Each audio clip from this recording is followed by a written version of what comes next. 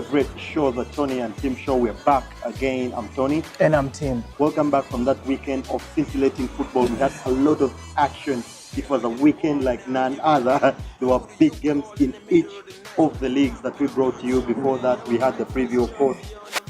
Of them all came on Sunday evening. Manchester City beating Manchester United 3-1 in a very convincing display from City. Yeah, Tony, convincing, and I thought they did what they deserved. We all knew Man City were the dominant side. Even if United won their last season, this time around there was no hope for Man United, and we saw that.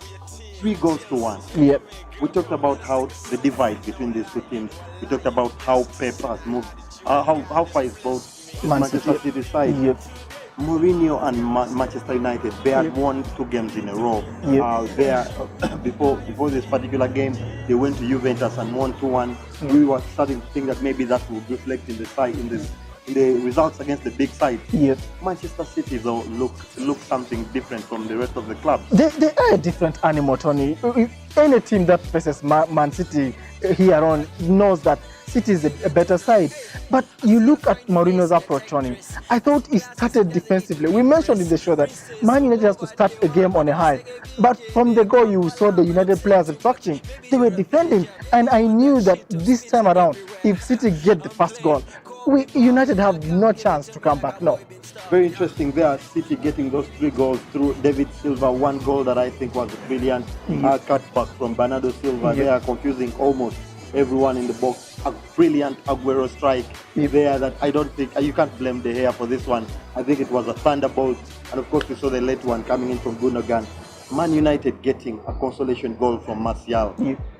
Lukaku and the team this penalty. He wasn't in the side from the start. No. We have talked about him struggling to get back into the side. Even with Sanchez out, he couldn't get into the side. Where has it gone wrong for the Belgian? The Belgian has got everything wrong, Tony. I think right from his linking play, it's poor because every time Lukaku gets the ball, there's very high chance he's going to lose it and find a Man United player. And if a striker cannot link play, then you're not able to play. I thought that has kept him behind. But when he came in, Tony, he got that penalty. I thought that's a boost to you. Your first impact in the game is to win your team a penalty. Kick on from there. Yeah, but totally United got it wrong.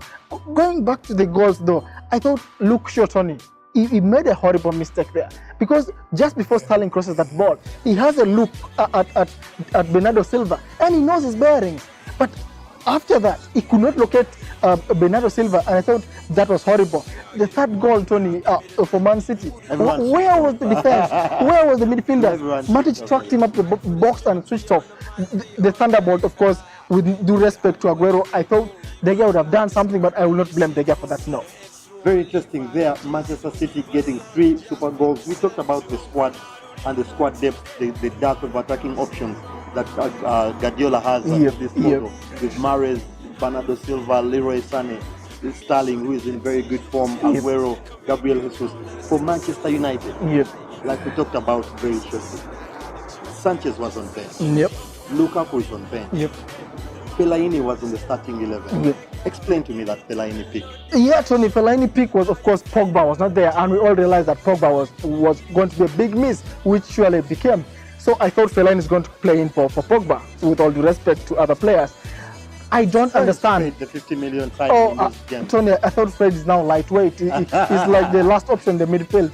I thought Sanchez had done enough to start ahead of Rashford, though the coach says he had picked up an injury. We all saw that over Juventus. So maybe that explained, but I thought Tony Sanchez should have played this game from the start.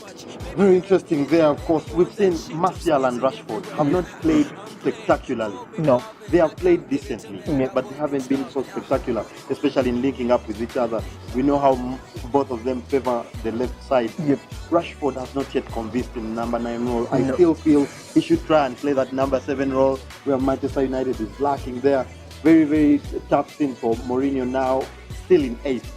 Still in 8th after that game, 20 points. And of course, City went marching on into fast games. And he is 12 points behind the top now. I think that's almost 4 games. It's almost game done for Man United this season. Not only, surely you cannot cover a gap of 12 points on Man City. That is in your wildest dreams, Tony.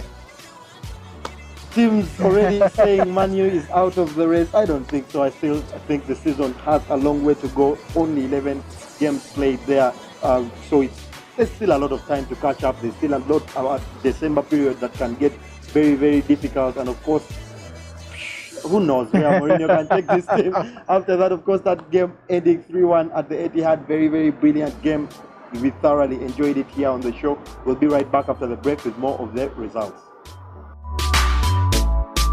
NE